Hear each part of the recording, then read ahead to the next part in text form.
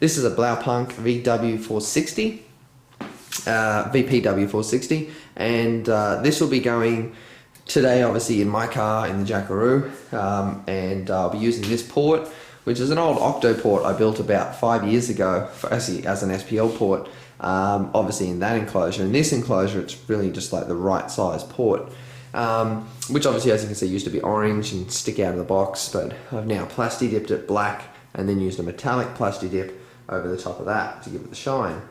And anyway, so we're going to be doing an enclosure around 4 cubic feet. Even though Blaupunkt kind of recommends 60 litre enclosure, which is like 2 cubic feet, it seems to work a lot better and smoother, better response when it's in 4 cubes. So that's what we're going to do, and obviously use that port.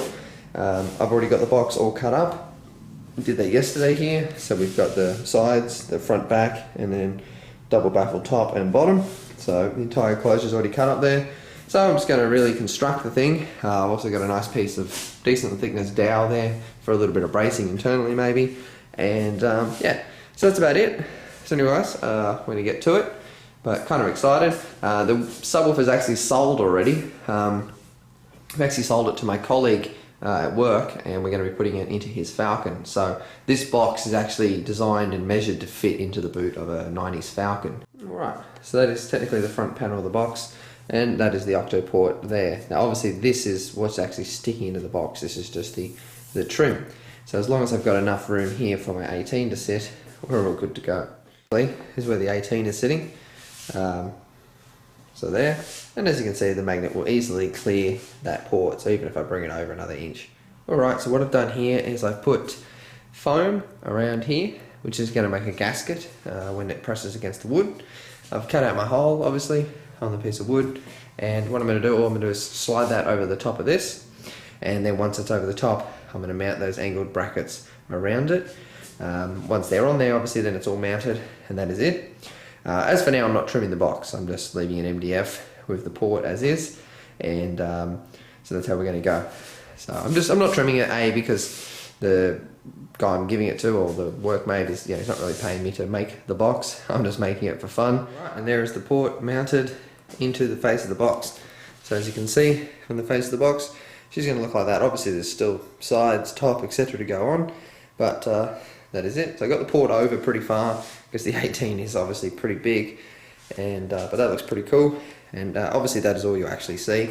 Obviously internally it is kind of ugly with the orange and everything, and what I did is I put the 4 brackets on, bolted it on, just a little silicone bead around it. So I got the main frame tacked now together. Obviously port is mounted, the box is obviously standing upright.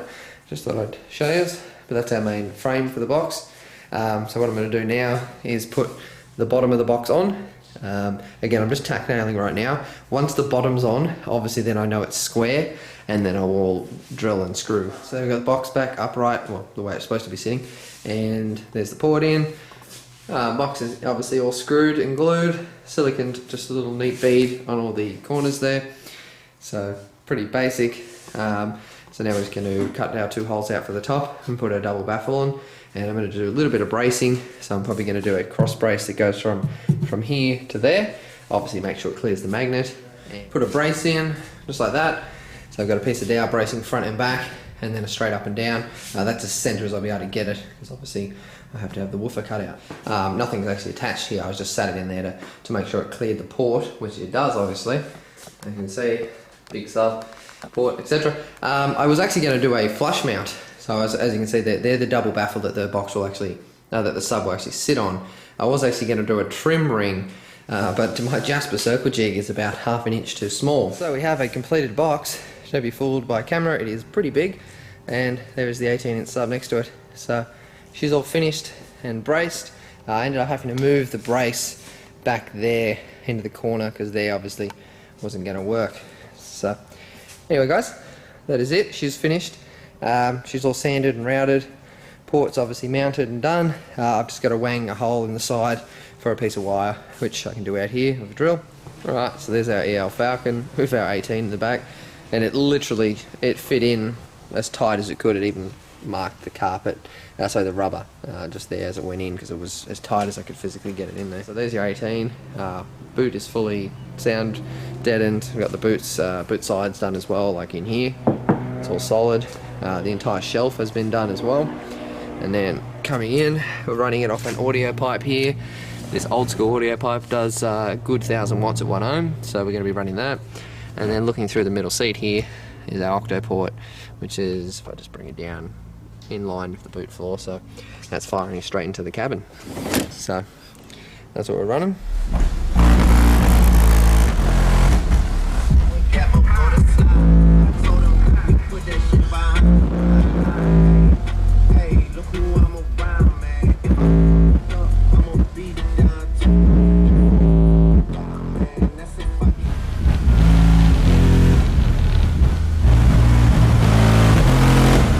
Not too bad.